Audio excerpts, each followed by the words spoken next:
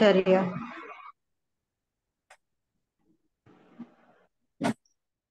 अथ मंत्रपाठः।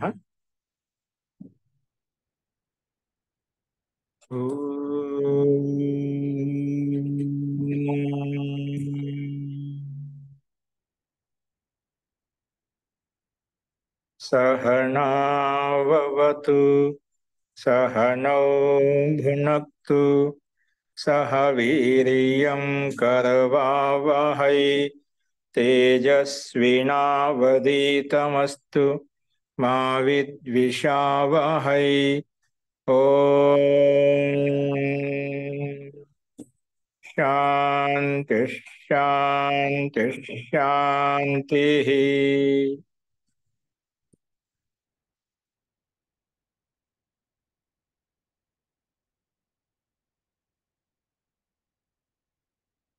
సర్వేభ్యో నమః. అందరికీ నమస్కారం అండి.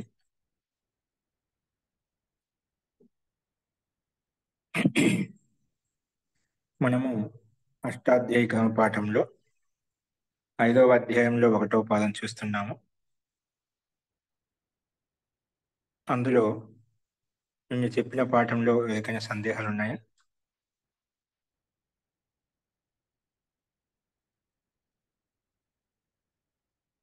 అస్తు తదిహి ప్రకృతం అనుసరామః.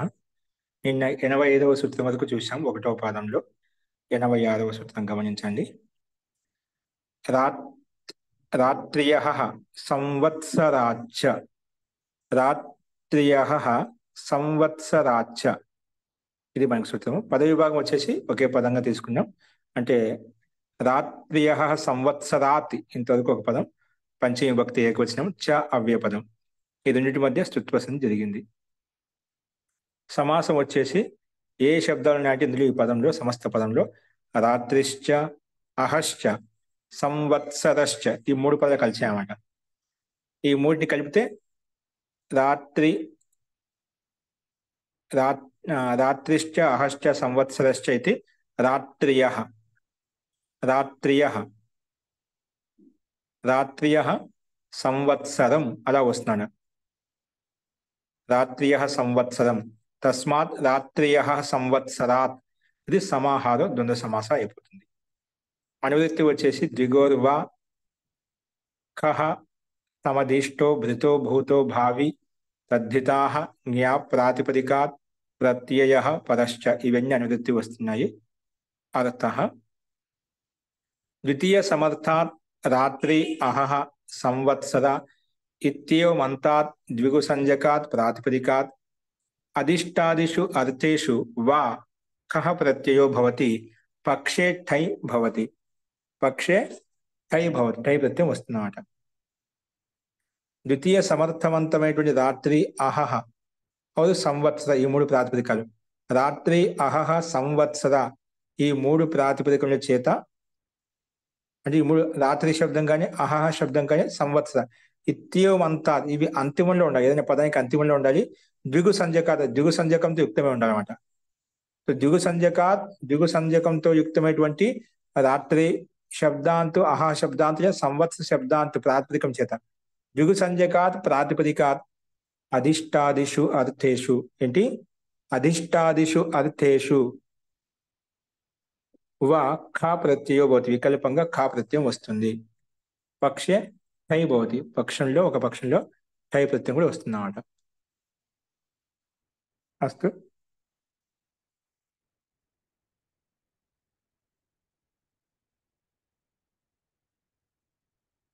అందుకే ఇక్కడ మనకు అధిష్టాది అర్థాలు మనం 4 చెప్పుకున్నాం కదా.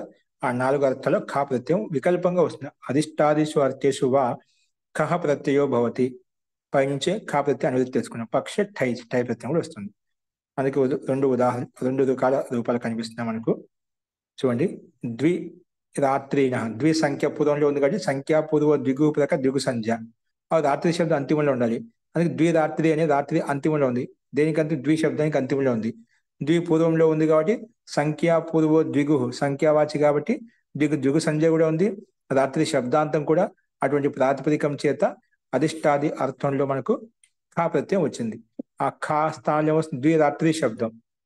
ద్వి రాత్రి శబ్దం అనమాట. ద్విరాత్రి ప్లస్ ఖ, ద్విరాత్రి ప్లస్ కాస్త ఇణ వస్తుంది అనమాట. ఇన్ పూర్తిగా ఖాలో ఉండే ఆవిడ కలిపి ఇణ వస్తున్నాడు. తర్వాత ఎస్ఏ దిశ లోపం చేసుకుంటే సారీ ఈణ వస్తుంది. ఎస్ఏ దిశ లోపం చేసుకుంటే రాత్రీణ, ద్విరాత్ర ప్లస్ ఇన్ సారీ ఈన్ ఎస్ఏ దిశ లోపం చేశాం కదా, ఎస్ఏ దిశ లోపం చేశాం కదా, ద్విరాత్ర అలా హలంతం ఉంది.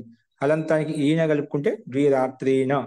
తర్వాత సు తెచ్చుకొని ఋతు విసర్గం చేసుకుంటాం. ఇక్కడ మాత్రం అట్కుప్వాంగ్ నుమ్ యవా ఏపీ ప్రకారంగా సామాన్య ఆకారం నత్వం వచ్చేసింది ద్విరాత్రీణ. అలాగే ఎప్పుడు టై ప్రత్యయం తెచ్చుకుంటే ద్విరాత్రి శబ్దం చేత ద్విరాత్ర ప్లస్ టై, ద్విరాత్ర ప్లస్ ఠ, ద్విరాత్ర ప్లస్ ఇక, టై స్థానం ఇక ఆదేశం వస్తుంది అన్నమాట. తర్వాత ఆదేశకు రిద్ది చేసుకుంటాం. ద్వి అనేది ద్వైగా మారు, ద్వైరాత్ర ప్లస్ ఇక, ఎస్ఏ లోపం చేసుకొని ద్వైరాత్ర ఇక కలిపితే ద్వైరాత్రిక. తర్వాత సు తెచ్చుకొని ఋతు విసర్గం చేసుకుంటాం అన్నమాట. ఇలాగ టై ప్రత్యయము ఖా ప్రత్యయం వచ్చినప్పుడు రూపాయలు ఈ రకంగా ఉంటాయి. అలాగే త్రిరాత్రీణ, త్రైరాత్రిక, ఈ రెండు రూపాయలు అదే విధంగా అర్థం చేసుకోవాలి.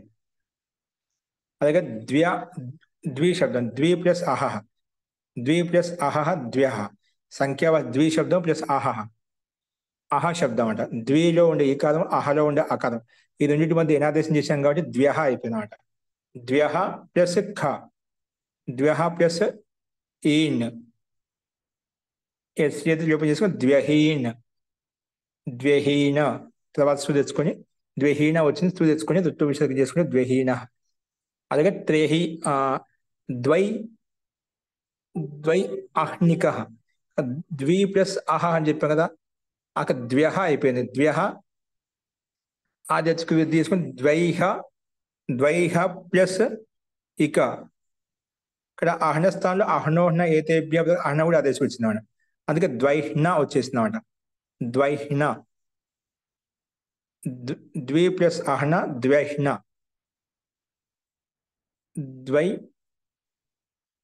ద్వైహ్న అలా వచ్చేసిన తర్వాత ఎస్ఏ లోపం చేసుకుని పక్కన టై ప్రత్యయంలో ఉండే ఇక ఆదేశం, టై ప్రత్యయం వచ్చి ఇక ఆదేశం చేసుకుంటే ద్వైహ్నిక అలా వచ్చేస్తుంది.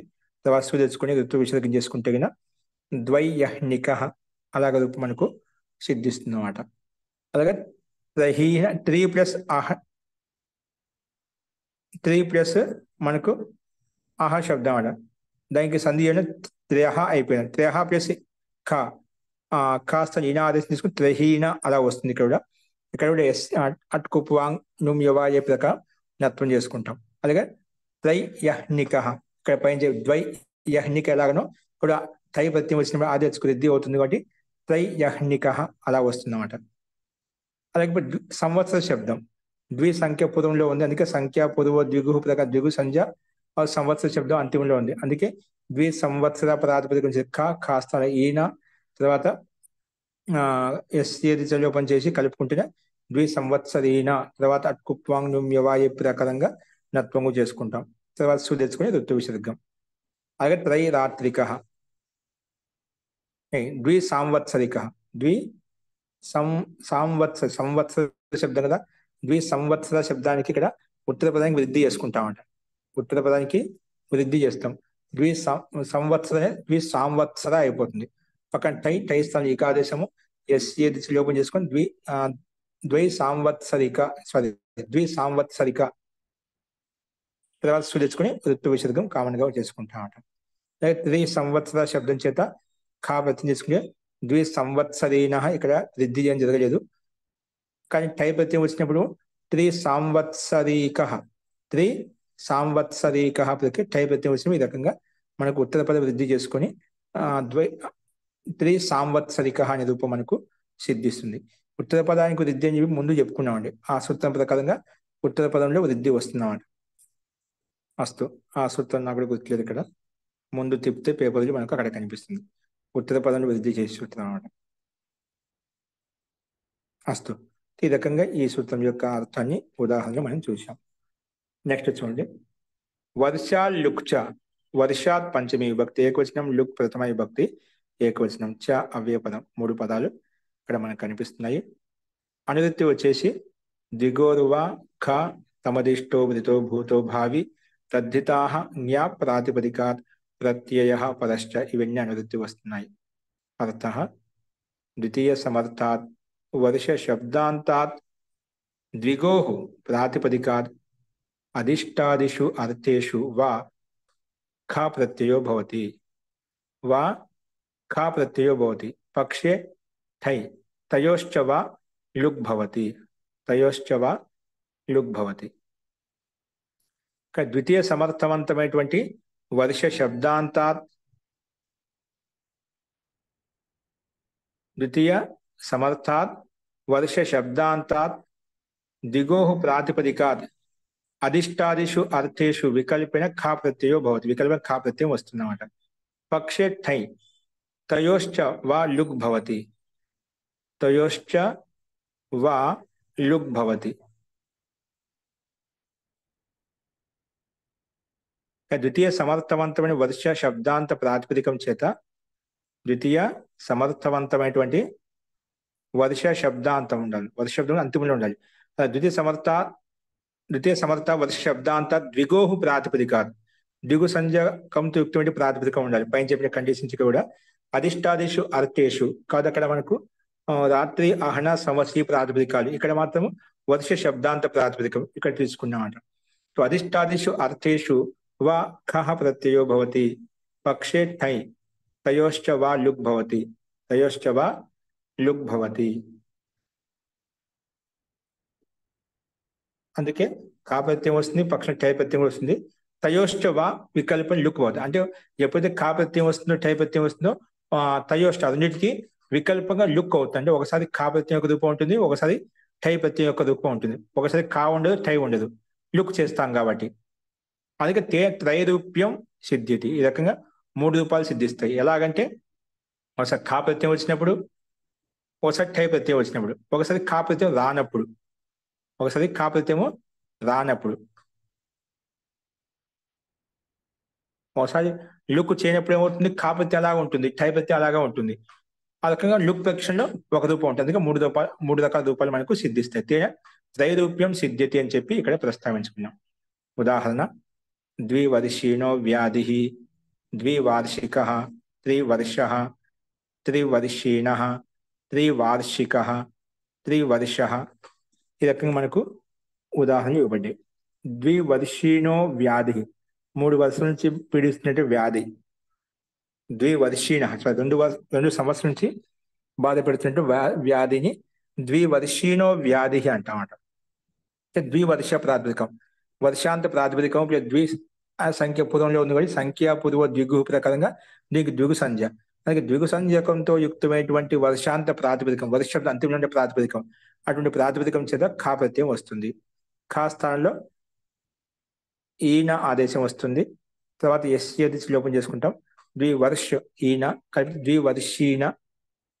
ద్వివర్షీణ తర్వాత నత్వం చేసుకుంటాం అట్కుప్వాంగం యవా ఏం ప్రకారంగా ద్వివర్షీణ తర్వాత తెచ్చుకొని ఋతు విసర్గం చేసుకుంటే కామన్గా ద్వివర్షీణ రూపం సిద్ధిస్తున్నమాట అలాగే ద్వివార్షిక ఇక్కడ టై ప్రత్యయం టై ప్రత్యయం వృద్ధి చేస్తే టై ప్రత్యయం ఇక ఆదేశం చేసుకుంటే ద్వివర్ష అలాగే ఇత్ ప్రత్యయం కానీ ఆదేశకు వృద్ధి చేసుకుంటాం ద్వితీయ పదంలో అంటే ఉత్తర పదంలో వర్ష అని ద్వివార్ష ప్లస్ ఇక తర్వాత ఎస్ ఏది లోపం చేసుకుని ద్వివార్షిక తర్వాత విసర్గం చేసుకుంటాము తెచ్చుకొని ఇప్పుడెప్పుడు ఈ 2 మనకు టై ప్రత్యయం వచ్చినప్పుడు కా ప్రత్యయం వచ్చినప్పుడు ఒకసారి తయోశ్చ లుక్ పోతుంది వాటికి ఒకసారి లుక్ అవుతుంది లుక్ చేసినప్పుడు ఏమవుతుంది ఇక్కడ మనకు ద్వివర్ష కా ప్రత్యయం తెచ్చుకున్న టై ప్రత్యయం తెచ్చుకున్న రెండిట్లో ఒకే రకంగా ఉంటుంది ఒకే కా ప్రత్యయం తెచ్చుకున్న ద్వివర్ష ప్రాతిపదికం చేత ఒకసారి మనం కా ప్రత్యయం తెచ్చుకున్నాం రెండిట్లో రూపం ఒకే విధంగా ఉంటున్నాడు మామూలుగా 4 రూపాలు రావాలి కానీ టై ప్రత్యయం వచ్చిన కా ప్రత్యయం వచ్చి లుక్ చేస్తాం కాబట్టి రూపం ఒకటే విధంగా ఉంటుంది 3 రూపాయలు చూపించాను అనమాట సో లుక్ అయిపోయినప్పుడు ద్వివర్ష అలాగే ఉండిపోతుంది సో మొత్తానికైతే ప్రత్యయం వచ్చి లుక్ అయిపోయింది కాబట్టి సామాన్యంగా దీనికి ప్రాతిపదిక సంజ్ఞ ఉంది కదా ద్వివర్ష ప్రాతిపదికం చేత మనము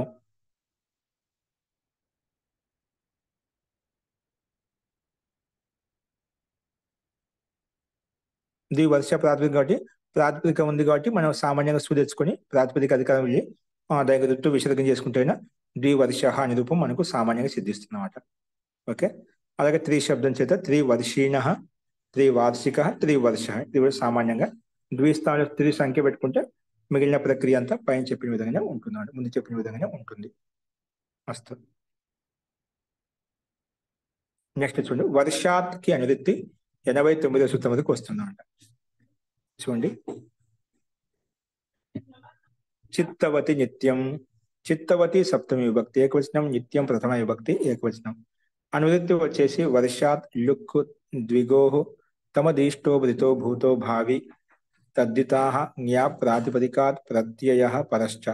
ఇవన్నీ అనువృత్తి వస్తున్నాయి. అర్థః ద్వితీయ సమర్థాత్ వర్ష శబ్దాంతాత్ ద్విగు సంజకాత్ ప్రాతిపదికాత్ చిత్తవతి, చిత్తవతి ప్రత్యయార్థే, చిత్తవతి ప్రత్యయార్థే అభిధేయే అధిష్టాదిషు అర్థేషు ఉత్పన్నస్య ప్రత్యయస్య నిత్యం లుక్ భవతి పూర్వేణ వికల్పే ప్రాప్తే వచనం అని ఈ సూత్రం ప్రస్తావించింది మనకు.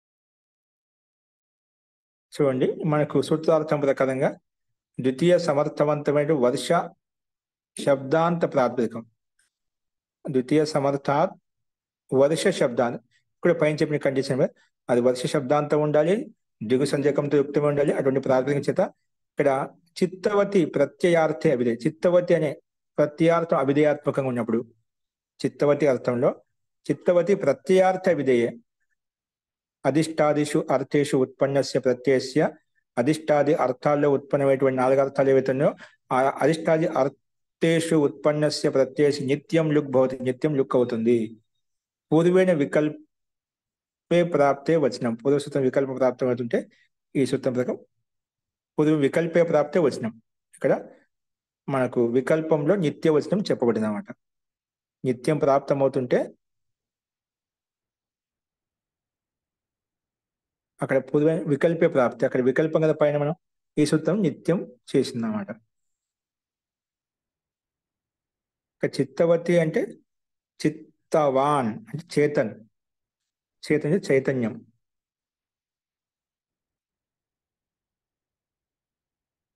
ఓకే, కొంత పూర్వ సూత్రం ప్రకారం వికల్పం ప్రాప్తం అవుతుంటే ఈ సూత్రం నిత్యార్థంలో వచనం చెప్పింది అనమాట.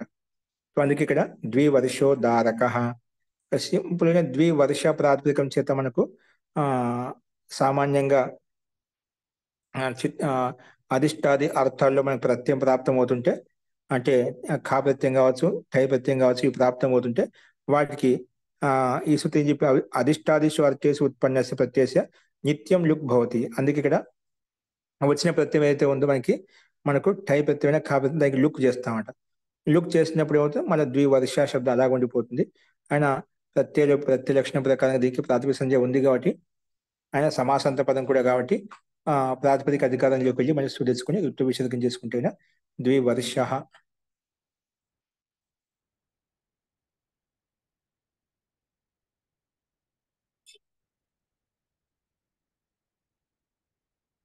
ద్వివర్ష దారక అనే రూపం మనకు ఇక్కడ సిద్ధిస్తుంది అన్నమాట. ద్వివర్ష దారక ఇక్కడ మనకు లుక్ చేసాం కంటే వృద్ధి అంటే ఏది ప్రాప్తం లేదంట. అందుకే సామాన్య ద్వివర్ష అనే రూపం సిద్ధించింది అనమాట. ఆ సంధి వల్ల ద్వివర్షు అయిపోయింది అనమాట. సంధి కారణంగా హసిచ ప్రకారంగా ద్వివర్షు అలాగ సిద్ధిస్తుంది.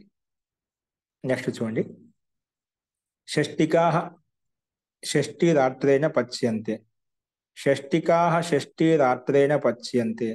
షష్టికా ప్రథమ విభక్తి బహువచనం, షష్ఠిరాత్రేణ తృతీయ విభక్తి ఏకవచనం. పచ్యంతే క్రియాపదం, పచ్యంతే క్రియాపదం. కర్మవాచ్యే బహువచనే రూపమిదం, కర్మవాచ్యే బహువచనే రూపం ఇదం. ఇది పచ్యంతే క్రియాపదం అంట. కానీ ఏ క్రియాపదం అంటే కర్మవాచ్యంలో బహువచనంలో ఉంది. పచ్యతే పచ్యతే పచ్యంతి. ఇది పచ్యతే మామూలుగా పచ్యతే ఇది కర్తృవాచ్యంలో ఉంది, పచ్యతే కర్మవాచ్యం అనమాట. అందుకే కర్మవాచ్యంలో బహువచనంలో రూపం ఇది తీసుకున్నాము. కర్మవాచ్యే బహువచన రూపం ఇదం అని చెప్పి అందుకే ఇక్కడ విశేషంగా చెప్పబడింది. అనువృత్తి వచ్చేసి తద్దితాహ జ్ఞా ప్రాతిపదికాత్ ప్రత్యయ పరశ్చ, ఇవన్నీ అనువృత్తి వస్తున్నాయి. అర్థ షష్ఠి షష్ఠి షష్ఠికా శబ్దో నిపాత్యతే.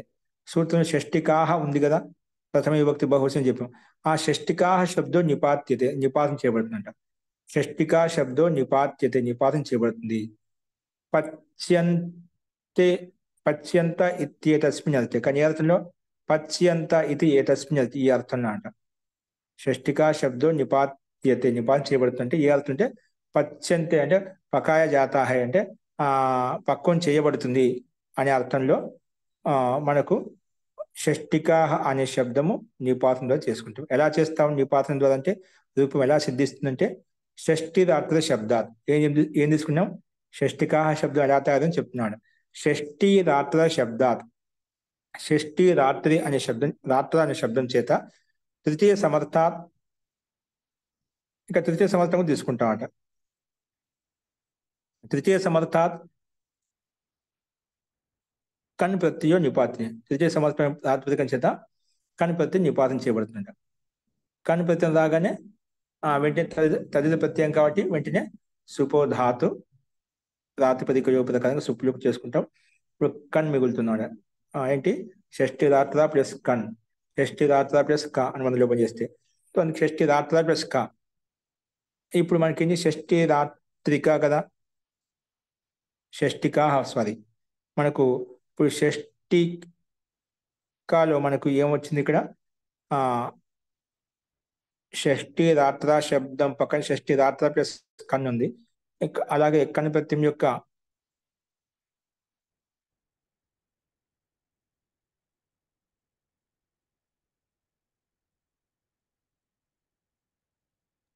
ఆచార్య ఇక్కడ రాత్రి శబ్దానికి లోపం వస్తుందని ఇచ్చారండి. ఓకే, రాత్రి శబ్దం తీసుకోవాలి, అదే కదా షష్ఠి రాత్రి ప్లస్ క, కానీ షష్ఠి రాత్రిక అలా వస్తుంది అన్నమాట. రాత్రి సూత్రంలో షష్ఠి రాత్ర శబ్దం ఇచ్చారు కదా, అందుకే ఆలోచిస్తున్నా. షష్ఠి రాత్రి శబ్దాత్ తృతీయ సమర్థాత్ కన్ ప్రత్యయం నిపాత్యతే పచ్యంతి ఇత్యేతస్మిన్ అర్థే. కింద ఇచ్చారు రాత్రి శబ్దస్య చ లోపః, రాత్రి శబ్దస్య చ లోపః, రాత్రి శబ్దానికి లోపం చేశాం. లోపం చేస్తే ఉత్తరపద అంటే ఉత్తరపద లేదన్నమాట. రాత్రి శబ్దానికి పూర్తి లోపం చేశాం, అందుకే షష్ఠి రాత్రి శబ్దస్య లోపం చేస్తే షష్ఠిక ఉందన్నమాట. షష్ఠిక తర్వాత బహువచనం జస్ తెలుసుకొని జస్ కనుమతి లోపం చేస్తే అసి మిగులుతుంది. తర్వాత ప్రథమయో పూర్వ సవర్ణ ప్రకారం దీర్ఘం ఏకాదశి తీసుకుంటే షష్ఠికాస్, అంతిమ సకాలం ద్వితీయ విచ్ఛేదం చేసుకుంటే షష్ఠికాహ అనే రూపం మనకు సిద్ధిస్తుందన్నమాట. కాబట్టి షష్ఠి రాత్రేణ పచ్యంతే ఇది షష్ఠికాహ. ఓకేనా, మనకి షష్ఠి రాత్రి శబ్దం చేత కనిప్రత్యయం వస్తుంది, తృతీయ సమర్థవంతమైన ప్రాతిపదికం చేత సుప్లుక్ చేసుకుంటాం. తర్వాత ఇక్కడ రాత్రి శబ్దస్య చ లోపః అనే నియమం ప్రకారం అంటే నిపాతం చేత, ఇది కూడా రాత్రి శబ్దానికి లోపం ఎలా అయిందంటే నిపాతం చేతనే అనమాట. లోపం చేసుకునే వాటి షష్ఠికాహ అనే రూపం తయారైంది. బహువచనంలో మనం తీసుకున్నామట. షష్ఠిక అంటే సాటి, షాటి అంటే ఇది ధాన్య విశేషం అండి. ఇది ధాన్య విశేషకి సంజ్ఞ. కూడా బయట షాటి చావల్ బియ్యం అనే అమ్ముతూ ఉంటాయి, షష్ఠి చావల్ని. షష్ఠి రైస్ అంటే కొన్ని ఒక్కొక్క ఈ బియ్యంలో కూడా చాలా రకాలు ఉన్నాయి, కొన్ని సన్నగా ఉంటాయి, కొన్ని ఇదిగా ఉంటాయి, కొన్ని తీయగా ఉంటాయి. దాంట్లో ప్రకారం అంటే సైజులో ప్రకారం పరిణామంలో కొన్ని 3 నెలలకు వచ్చేటి ఉన్నాయి, కొన్ని 5 నెలలకు వచ్చేటి ఉన్నాయి, కొన్ని 4 నెలలకు వచ్చేటి ఉన్నాయి, కొన్ని 2 నెలలకు వచ్చేసి ఉంటాయి. ఆ గింజ అనేది ఒక్కో దాంట్లో ఒక రకమైనటువంటి ప్రకారం మనకు ధాన్య గింజలు మనం చూస్తుంటాం, రైతులకు బాగా తెలిసి ఈ విషయంలో. అస్తు దీన్ని షష్ఠి అని చెప్పి నేను రాయలసీమలో ఎక్కువ విన్నాను. షష్ఠి పూల గురువు గారు ఒక చిన్న సంశయం అండి. షష్ఠి రాత్రేణ పచ్యంతే అని ఉంది కదండి సూత్రంలో, అంటే అది ఉడకడానికి గ్రైండ్ ప్రాసెస్ చేయడానికి 60 రోజులు పడుతుందన్నా? అలాగండి, కొన్ని 2 నెలల పంటలు ఉన్నాయి, అదే 2 నెలలకు వస్తే, కొన్ని పంటలు 3 నెలలకు వస్తాయన్నమాట. చెప్పలేం, కానీ దానికి అది పేరు పెట్టారు. కొన్ని పంటలు 2 నెలలకే తిరిగి వచ్చేస్తాయి, గింజ తయారైపోతుంది అన్నమాట. ఓకేనా, 2 నెలల పంట, 2 నెలల పంట. షష్ఠి అంటే 10 రోజులు కదా, అందుకే దాన్ని ఆ రకంగా మనం ఆ పేరు పడిపోయింది అన్నమాట. అంటే తక్కువ, అంటే తక్కువ సమయం. మామూలుగా అయితే ఏ పంటైనా 3 నెలలు పడుతుంది ఖచ్చితంగా. వడ్లు రావడానికైనా బియ్యం ఏదైనా కూడా 3 నెలలు ఉంటుంది అన్నమాట. దాంట్లో ఈ షష్ఠి అనేది కొంచెం త్వరగా వచ్చేస్తుంది. ఇక కొన్ని 4 నెలలు ఉన్నాయి పంటలు, అవి కూడా ఉన్నాయి. అలాగే అది ప్రకారాన్ని బట్టి ఆ సమయాన్ని బట్టి మనం ఆ రకంగా పిలుచుకుంటామంట. అలా అస్తు. చూడండి, ఇది మనం నిపాతం 2 నెలల్లో పక్వంకి వస్తాయి అని ఏంటండి 2 నెలల్లో పక్వంకి వస్తాయి అని అంతే, త్వరగా వచ్చేస్తాను నెలలు, దాదాపుగా దగ్గరగా. నెక్స్ట్ చూడండి, వత్సదాంతాత్ ఛందసి. వత్సదాంతాత్ ఛందసి కదా. వత్సదాంతాత్ పంచమీ విభక్తి ఏకవచనం, ఛ ప్రథమ విభక్తి ఏకవచనం, ఛందసి సప్తమి విభక్తి ఏకవచనం. సమాసం వచ్చేసి వత్సరో అంతే యస్య స వత్సదాంతః తస్మాత్ వత్సదాంతాత్. ఇది బహువ్రీహి సమాసం. వత్సర శబ్దం అంతిమంలో ఉంది, యస్య ఏ శబ్దానికైతే స వత్సదాంతః అంటాం, తస్మాత్ వత్సదాంతాత్.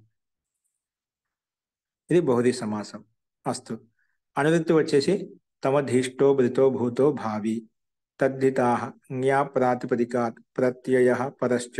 ఇవన్నీ అనువృత్తి వస్తున్నాయి. అర్థః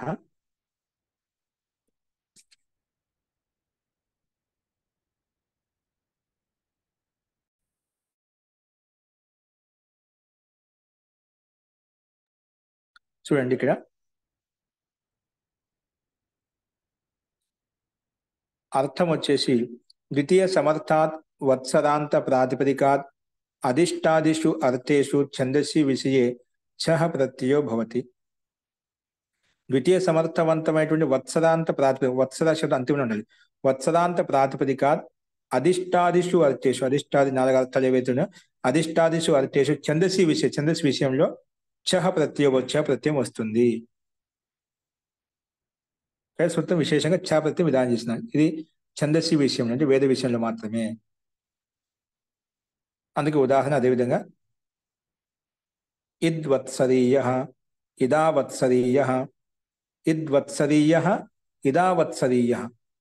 సో ద్వితీయ సమర్థవంతమైనటువంటి వత్సర ప్రాతిపదికం. వత్సరాంతాత్ ప్రాతిపదికాత్ అధిష్టాదిషు అర్థేషు. ద్విగు సంధ్య అంటే ఏం లేదండి, అది వత్సరా శబ్దం అంతిమంలో ఉండాలి, అది ద్వితీయ సమర్థంతో యుక్తమై ఉండాలి. అటువంటి ప్రాతిపదికం చేత అధిష్టాది 4 అర్థాలు ఏవైతే అర్థాల్లో ఛందసి విషయమై ఉంటే అయినా ఒక ఛ ప్రత్యయం వస్తుందని చెప్పి ఈ సూత్రం యొక్క అర్థం ప్రస్తావించుకున్నాం. చూడండి, నెక్స్ట్ ఉదాహరణ చూస్తే ఇద్వత్సరీయ అని చెప్పాం. ఇక్కడ ఇద్ ప్లస్ వత్సర, ఇద్ పూర్వపదం, వత్సర ఉత్తర పదం, అంటే వత్సరాంత శబ్దం.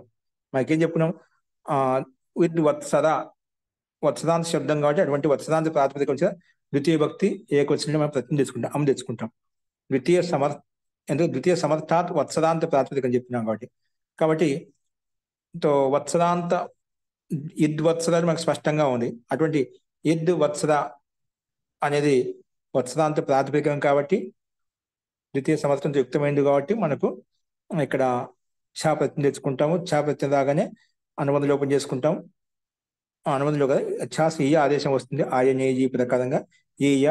తర్వాత ఇక్కడ ఇద్వత్సర అని చెప్పినాం కదా, ఇద్వత్సర ప్లస్ ఈయ,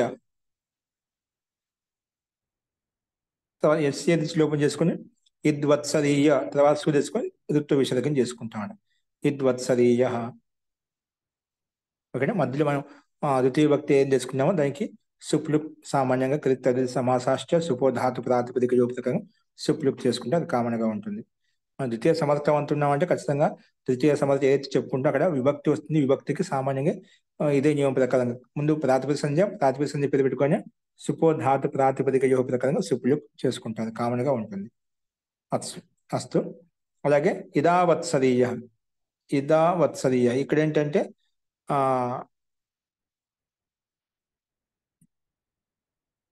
ఇక్కడ ఛా ప్రత్యయం వచ్చినప్పుడు ఛాకు ఇయాదేశ్ సిద్ధి మే హోయి జాయేగా. వేద విషయంలో అంటున్నాం కదా, ఛా ఇయాదేశం అంట. ఇయాదేశం द्वितीय समझ वत्सरा अंतवार्य प्रातिपदिकम से अधिष्ठादि अर्थों में वेद विषय में छा प्रत्यय होता है। छा को ई या आदेश सिद्धि में हो ही जाएगा। तो छा की ఈ ఆదేశం వస్తుంది, ఈ ఆదేశం ఇద్వత్సరీయ అయిపోయింది. ఇదా వత్సరీయ అనేది ఛందసి విషయం అంటున్నాం కాబట్టి ఇదా అనేది ఇక్కడ మనకు పూర్వపదానికి దీర్ఘం వచ్చేసింది అన్నమాట. ఛందసి విషయం కాబట్టి అది మనకు ఆదేశం ఇదాదేశం చేసుకున్నామట. యథిస్థానంలో ఇదా ఆదేశం వచ్చింది, ఆదేశం కానీ దీర్ఘం కానీ చేసుకుంటాం ఇక్కడ. అందుకే ఇక్కడ ఇదా వత్సరీయ అనే రూపం మనకు కనిపిస్తుంది అన్నమాట. మనకు మామూలుగా అయితే ఇది శబ్దము, ఇది వత్సరీయ అని చెప్పుకున్నాం సూత్రంలో. పదవి మనకు విగ్రహ వాక్యంలో కనిపిస్తుంది, అంటే విగ్రహ సమస్త పదంలో కనిపిస్తుంది అన్నమాట. ఇక్కడ ఇదా అని పెట్టుకున్నాం, ఇది కాకుండా ఇదా పెట్టుకున్నాం. ఆచార్య ప్రాతిపదికే ఇదా వత్సరం. సంవత్సరాలకి 5 పేర్లు ఉంటాయండి.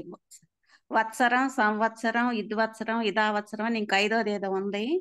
మనకి 60 సంవత్సరాలు ఇది కదా చక్రంలో 12కి ఒక పేరు ఉంటది. అందుకని ఇది ప్రాతిపదికే ఇదావత్సరం. అట్లయితే సమస్య లేదు. ఇంకా సంవత్సర, పరివత్సర, ఇదావత్సర, ఇది ఎక్కడో కూడా విన్నట్టున్నాం, ఎక్కడో చెప్పినట్టున్నాం. మంత్రంలో ఉందండి మనకి. Okay, correct. ఎక్కడో మనం చెప్పాం, మనం ఎక్కడో సంక్రాంతి మంత్రాల్లో చదువుతామండి.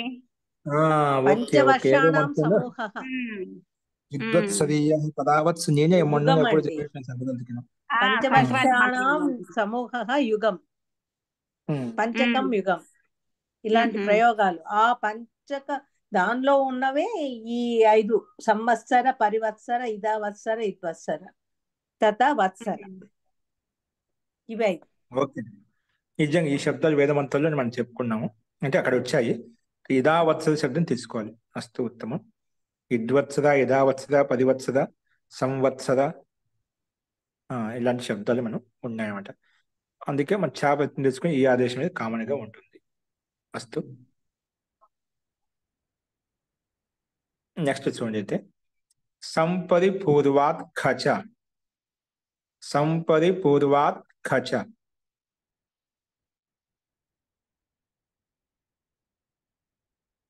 మీరేం చెప్పండి, ఎన్ని సంవత్సరాలు ఉంటాయని చెప్పారు? ఇలాగ మొత్తం 5 అండి. అలాగే ఇద్వత్సర, ఇదావత్సర, సంవత్సర, పరివత్సర, వత్సరం 1 వత్సరం, వత్సరం, సంవత్సరం, పరివత్సరం, ఇద్వత్సరం, ఇదావత్సరం. ఇప్పుడు సంవత్సర, పరివత్సర ప్రత్యాంత రూపాలు కూడా ఉంటాయండి. అయితే ఇప్పుడు చెప్పారు కదా సూత్రము, సంపరిపూర్వాత్ ఖచ అన్నారు కదా. సంపరిపూర్వాత్ ఖచ ప్రత్యాంతం కూడా ఉంటుందన్నమాట. సంవత్సర, పరివత్సర శబ్దాలకి ఇదే అర్థంలో 2 రూపాలు ఉన్నాయి. సంవత్సరము, పరివత్సర ప్రాతిపదికాలకి కా ప్రత్యయం వస్తుంది. గురువు గారు సంవత్సరం అనే దాంట్లోను అష్టాధ్యాయుల సూత్రం కూడా ఉంది కదా, కింద వస్తుంది మనకు ఆ సూత్రం ఏంటో. ఇప్పుడే చెప్పారు, గురువు గారు చెప్పారు. అదే ఉంది ఒక సూత్రం సంవత్సర అని చెప్పి, ఇంకా ఏదో కంటిన్యూషన్ ఉంది, గుర్తు రావట్లేదు నాకు. ఇప్పుడే గురువు గారు చెప్పారండి. ఇప్పుడు చెప్పిందంటే సంపరిపూర్వాత్ ఖచ అని చెప్పారు కదండి. ఇప్పుడు చెప్పాలా సూత్రం? ఇక్కడ చూడండి, చూస్తే మనకు స్పష్టత వస్తుంది. సంపరిపూర్వాత్ ఖచ, సంపరిపూర్వాత్, సంపూర్వాత్, పరిపూర్వాత్, ఇవి ఉపసర్గాలు అనమాట. ఖ లుప్త ప్రథమాంత నిర్దేశ, చ అవ్యయపదం. ఈ రకంగా 3 పదాలు మనకు స్పష్టంగా ఉన్నాయి.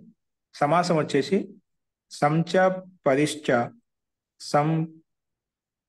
సంచ పరిశ్చ, సంపరి, సంపరి పూర్వం యస్య, అలాగే సంపరిపూర్వంలోనే యస్య యశ శబ్దస్య స సంపరిపూర్వ, తస్మాత్ సంపరిపూర్వాత్.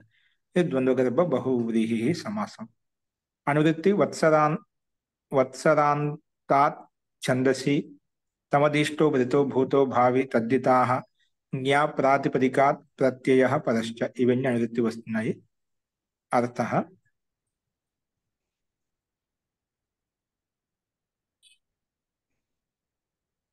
ద్వితీయ సమర్థాత్ సంపరిపూర్వాత్ వత్సరాంతాత్.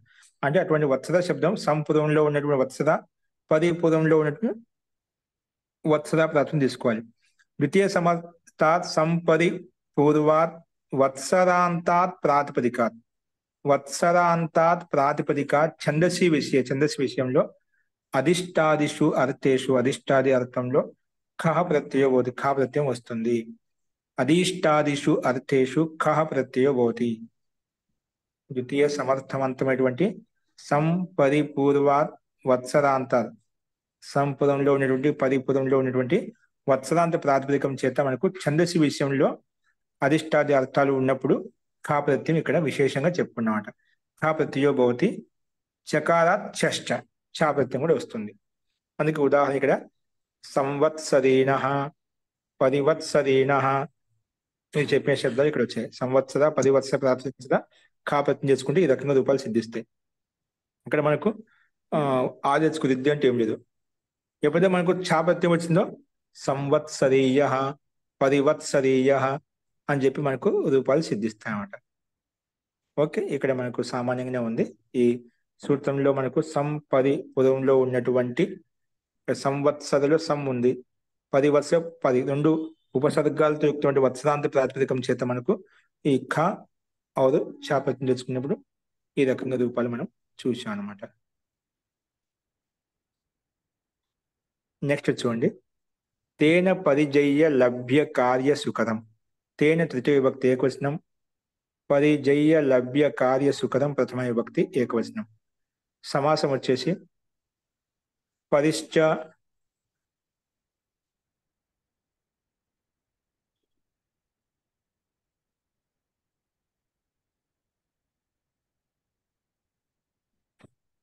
ఇక్కడ చూడండి మనకి పరిజయ్యశ్చ లభ్యశ్చ కార్యశ్చ సుకరశ్చ ఇది సుకరం, సుకరశ్చ ఇది సుకరం. ఈ రకంగా మనం ఇక్కడ సమాహార సమాసం చూసాం. ఇక్కడ మనకేంటి పదాలు ఏంటి? ఇక్కడ పరిజయ్య శబ్దం అంట. పరిజయ్యశ్చ లభ్యశ్చ కార్యశ్చ సుకరశ్చ ఇది సుకరం. ఓకేనా? ఈ రకంగా మనకు ఇది సమాహార ద్వంద్వ సమాసం కనిపిస్తుంది. అనువృత్తి వచ్చేసి కాలార్థై తద్దితాః జ్ఞా ప్రాతిపదికాత్ ప్రత్యయః పరశ్చ. ఇవన్నీ అనువృత్తి వస్తున్నాయి. సూత్రంలో తేన శబ్దం ఉంది, అందుకే తేన ఇది తృతీయ సమర్థాత్ కాలవాచినః ప్రాతిపదికాత్ పరిజయ్య లభ్య కార్య సుకర ఇత్యేతేషు అర్థేషు ఠై ప్రత్యయో భవతి. ఏంటి? తేన ఇది తృతీయ సమర్థాత్ కాలవాచినః ప్రాతిపదికాత్. తేన ఇది తృతీయ సమర్థవంతమైనటువంటి కాలవాచి ప్రాతిపదికం చేత పరిజయ్య లభ్య కార్య సుకర ఈ అర్థాలన్నమాట. తృతీయ సమర్థవంతమైనటువంటి కాలవాచి ప్రాతిపదికం ఉండాలన్నమాట. కాలవాచి ప్రాతిపదికం అంటే అటువంటి కాలవాచి ప్రాతిపదికం చేత పరిజయ్య లభ్య కార్య సుకర ఇది ఏతేషు అర్థేషు ఈ నాలుగు అర్థాల్లో ఠై ప్రత్యయో భవతి. ఠై ప్రత్యయం వస్తుందని చెప్పి ఈ సూత్రం విశేషంగా చెప్పిందన్నమాట. సో ఏంటి పరిజయ్య అంటే ఏమిటి? పరితః జేతుం యోగ్య పరిజయ్య. అండ్ నాలుగు వైపుల నుంచి గెలడానికి యోగ్యత ఎవరైతే ఉందో అతన్ని పరిజయ్య అంటాం. పరితః జేతుం, పరిత అంటే నాలుగు వైపుల నుంచి, జేతుం గెలవడానికి యోగ్యత ఎవరిలో అయితే ఉందో, ఏ క్షత్రియుల్లో ఉంది, ఏ రాజులో అయితే ఉందో అతన్ని పరిజయ్య అని చెప్పి పిలుచుకుంటామంట. మరి లభ్య అంటే ఏంటి? లబ్ధుం యోగ్య లభ్య, పొందటానికి యోగ్యమైన వాడు ఏదైతే లభ్య అంటాం. లభ్య వ్యక్తి అంటే యోగ్యమైన వ్యక్తి, లభ్యత అంటే పొందుతాడు, ఏదైనా పొందగలుగుతాడు అంటే కానీ లబ్ధుం యోగ్య, పొందటానికి యోగ్యమైన వాడు లభ్య అంటాం.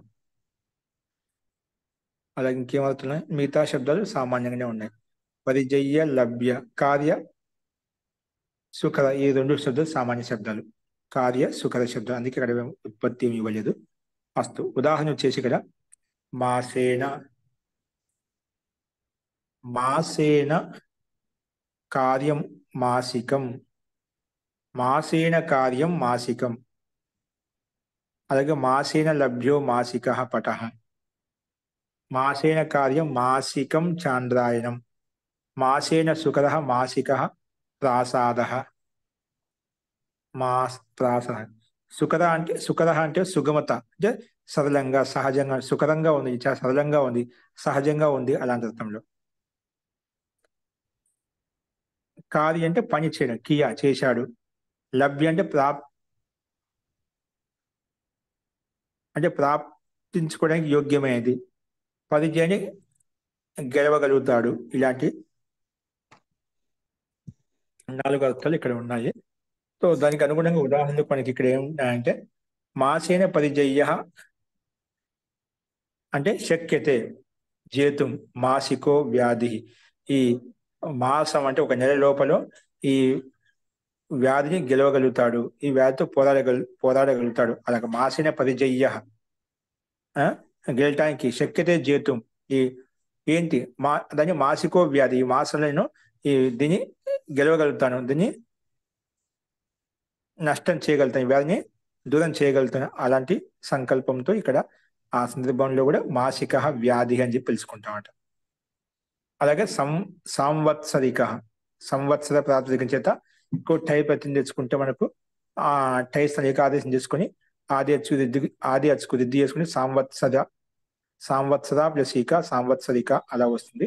సు తెచ్చుకుని ఋతు విసర్గం కామన్ గా ఉంటుంది. అలాగే మాసేన లభ్యో మాసిక, మాసంలో పొందడానికి యోగ్యమైన అంటే ఒక మాసంలో పొందే యోగ్యత ఏదైతే ఉందో మాసేన లభ్య, ఒక మాసంలో పొందాడు, మాసంలో అందుకే ఇక్కడ మాసిన లభ్యో మాస అని చెప్పి అంటే మాసికో పటహ అంటే పటహ అంటే ఇక్కడ అర్థాలు పటహ అంటే వస్త్రం కూడా వస్తుంది, ఇంకేదైనా సందర్భంగా ఉండొచ్చు. మాసికో పటహ అంటే ఈ ఒక మాసంలో ఈ వస్త్రాన్ని పొందగలిగాడు, పొందడానికి యోగ్యమైంది అంటే ఈ వస్త్రం ఒక మాసంలో యోగ్యమైంది, ఒక మాసం తయారు చేయగలుగుతాను. వస్త్రం చేస్తూ ఉంటారు కదా, ఈ వస్త్రాన్ని నేను ఒక మాసికంలో ఒక నెలలో నేను తయారు చేయగలుగుతాను, ఒక నెల సరిపడి సామర్థ్యం అంటే ఒక నెలలో చేయగలుగుతాను, ఆ యోగ్యత ఇందులో ఉంది. అంటే ఈ వస్తువులో ఇంత టైం పడుతుంది, వస్తువుకి పదార్థానికి వస్త్రానికి. అలాగే మాసేన కార్యం మాసికం, మాసంలో చేసేటువంటి కార్యాన్ని పనిని మాసికం అని కూడా అంటాం. మాసికం చాంద్రయ, మాసికం ఒక మాసం చాంద్రయ మాసం చేస్తూ ఉంటుంది అన్నమాట. అలాగే మాసిన సుఖద మాసిక ప్రసాద, ఒక మాసంలో సుఖదంగా సహజంగా ఈ ప్రసాదాన్ని ఈ భవనాన్ని మనం నిర్మించగలుగుతాము, సంపన్నం చేసుకోగలుగుతాము. అన్నిటిలో మాస ప్రాతిపదికం చేత మనం టై ప్రత్యయం కాబట్టి టై స్థానంలో ఏకాదేశం వస్తుంది. ఎస్ ఏది లోపం చేసుకుంటాము, మాస ఇక మాసిక తర్వాత సు తెచ్చుకొని ఋతు విసర్గం చేసుకుంటే మాసిక అనే రూపం మనకు సిద్ధిస్తుంది. నెక్స్ట్ చూడండి. ఆచార్య చెప్పండి. చాంద్రాయణ వ్రతం అని చేస్తారంట. అవునండి. అమావాస్య నుండి ఒక రోజు ఒక ముద్ద, రెండో రోజు 2 ముద్దలు 3 ముద్దలు అట్లా పౌర్ణమి దాకా తగ్గించుకుంటూ వస్తుంది ఆహారం. తర్వాత అక్కడి నుండి మళ్ళీ తగ్గిస్తారనమాట. తగ్గించుకుంటూ వస్తుంది 14, 13 అంటే అట్లా పూర్ణిమ మనకు పూర్ణిమ కళ పెరుగుతూ ఉంటాయి కదా, అమావాస్య నుంచి ఒక్కొక్క కళ పెరుగుతూ పోతుంటాయి అన్నమాట. దాన్ని బట్టి దాంతో ఒక్కొక్క గ్రాసం పెంచుకుంటూ పోతుంది. మళ్ళా పూర్ణిమ అనుసారంగా తగ్గుకుంటూ ఒక్కొక్క గ్రాస్ తగ్గించుకుంటూ అలాగే ఉపవాసాలు వ్రతాలు చేస్తూ ఉంటుంది. జీ అందుకే అది చేయటానికి నెల పడుతుంది కాబట్టి మాసికం చాంద్రాయణం అంటామంట. ఆ వ్రతాన్ని ఎక్కువ సాధకులు యాజ్ఞికులు చేస్తూ ఉంటారు, అది యాజ్ఞికులు చేస్తూ ఉంటారు.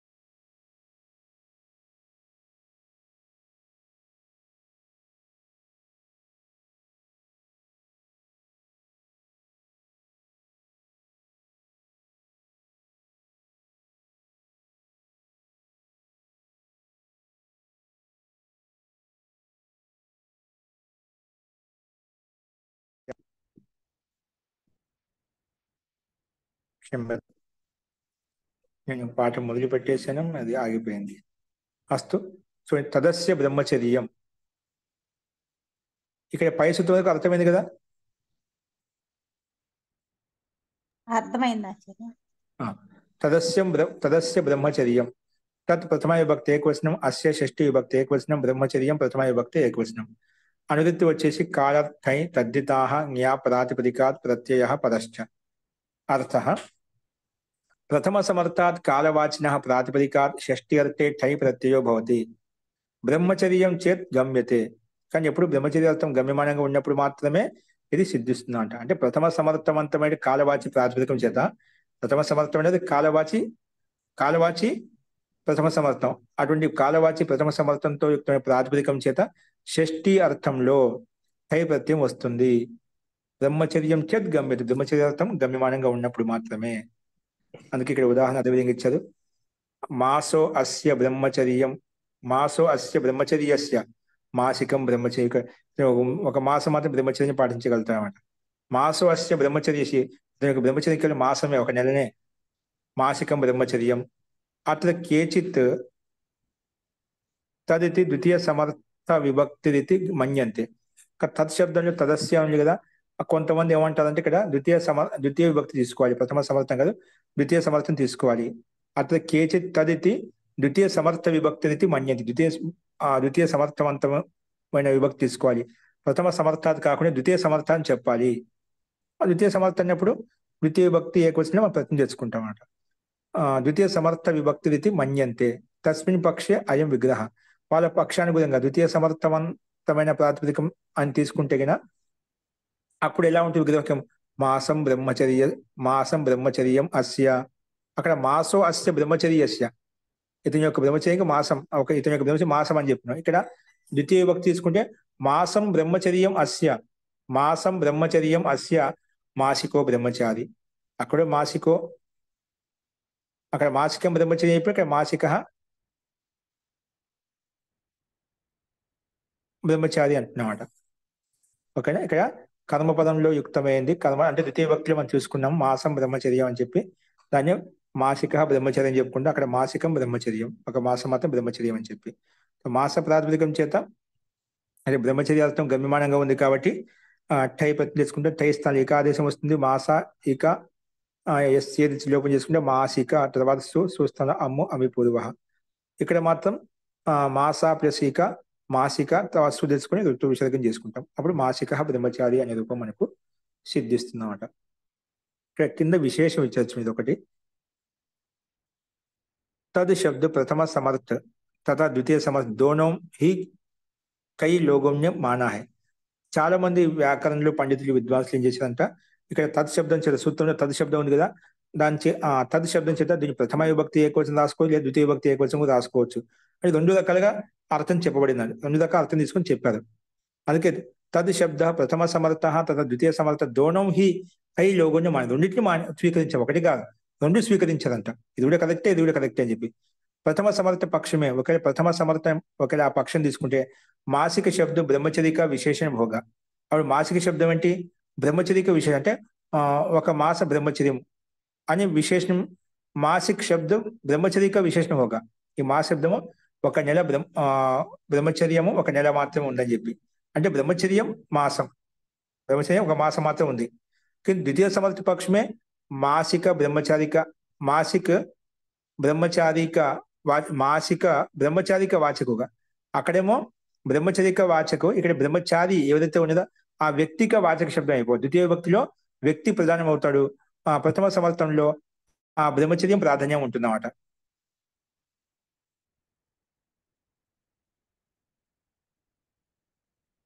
అక్కడ బ్రహ్మచర్యం ప్రధానం, బ్రహ్మచారి ప్రధానంగా ఉంటాడనమాట.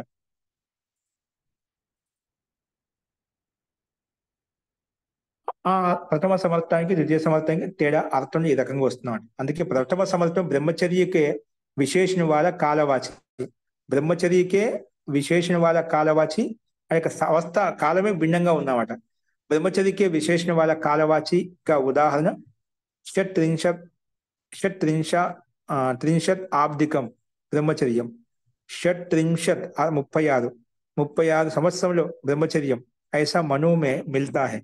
అంటే బ్రహ్మచర్యం మాదిరిగా 36 వరకు కూడా ఉన్న అది ఉత్తమ బ్రహ్మచర్యం అని చెప్పి మహర్షి మను అది కూడా ఉత్తమమైనదని చెప్పి చెప్తున్నాడు. షట్త్రింశత్ ఆబ్దికం బ్రహ్మచర్యం ऐसा मनु में मिलता है किंतु द्वितीय समर्थात ब्रह्मचारी వాచిక ఉదాహరణ అన్వేష్య. ఆ ద్వితీయ సమర్థం అంటే బ్రహ్మచారి అనేది ఇక్కడ బ్రహ్మచారికి విశేషణం చెప్తున్నాం కదా, అది అన్వేషణీయం ఏంటంటే ఇది ఇంకా అవునా కాదని చెప్పి ఆ విషయంలో కొంచెం ఇంకా దాన్ని సూక్ష్మంగా పరీక్షించాలి. यह विषय प्रयोगादि है ऐसा उदाहरण मिलने पर द्वितीय समर्थ का भी टिक माना जा सकता है. ఇది ఇది ఈ విషయం ఏంటంటే ప్రయోగాధీనంగా ఉంటుంది. ప్రయోగాన్ని బట్టి మనం ద్వితీయ సమర్థం తీసుకోవచ్చు. కానీ ఇప్పుడు ప్రథమ సమర్థానికి ప్రయోగం మనకు స్పష్టంగా ఉంది. ద్వితీయ సమర్థంలో అది మనకు ప్రయోగం తక్కువ కనిపిస్తుంది కాబట్టి ఒకవేళ ఉంటే అది కూడా తీసుకోవచ్చు, దాని సందేహం లేదు అని చెప్పి ఇక్కడ ఈ రకంగా ఈ విషయంలో ప్రస్తావించబడింది. అస్తు ఈ రకంగా మనకు మాసికం బ్రహ్మచర్యం మాసికో బ్రహ్మచారి గురుగారు చిన్న సంశయం అండి.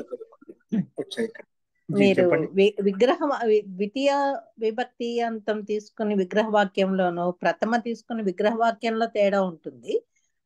కానీ రూపము ఒకటే కదండి. తర్వాత సుప్పుకు లోపం వచ్చిన తర్వాత ప్రథమాలు ఉంది, ఒకటి ద్వితీయాలో ఉంది అంతే. అని రెండు ప్రథమాలు ఉన్నాయండి. ఒకటి నపుంసకలింగావస్థలో గమనిస్తుంది, ఒకటి పుల్లింగావస్థలు చూపిస్తుంది అన్నమాట. అంతే అంతే కదండి. బ్రహ్మచర్యానికి మనకు ప్రార్థించా నపుంసకలింగం రూపం చూపించాము రూపాన్ని. బ్రహ్మచర్యం లింగాన్ని బట్టి ఇక్కడ మనకు పదాన్ని బట్టి లింగాన్ని బట్టి మనకు రూపం వచ్చిందండి. ఒకటే శబ్దం ఒకటే, శబ్దం ప్రాతిపదిక ఒకటే, ప్రాతిపదికం ఒకటే. అది అర్థం చేంజ్, మరి అర్థం భిన్నంగా వస్తుంది. అర్థం భిన్నంగా వస్తుంది అన్నమాట. శబ్దం ఒకటే, అర్థం వేరుగా ఉంది.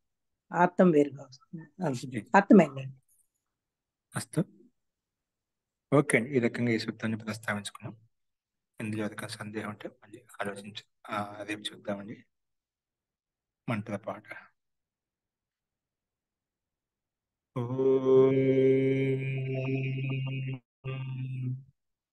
సర్వే భవంతు సుఖినః, సర్వే సంతు నిరామయాః, సర్వే భద్రాణి పశ్యంతు, మా కశ్చిత్ దుఃఖభాగ్ భవేత్.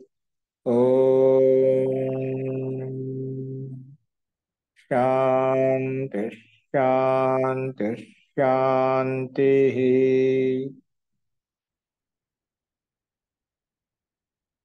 సర్వేభ్యో నమః. అందరికీ నమస్కారం అండి. నమస్తే ఆచార్య. ఇప్పుడు ఆబ్దికం అంటారు కదండి, అదేంటండి ఆబ్దికం అంటే? తిథి అంటారు కదా, ఎవరైనా చనిపోతే పెడతారు.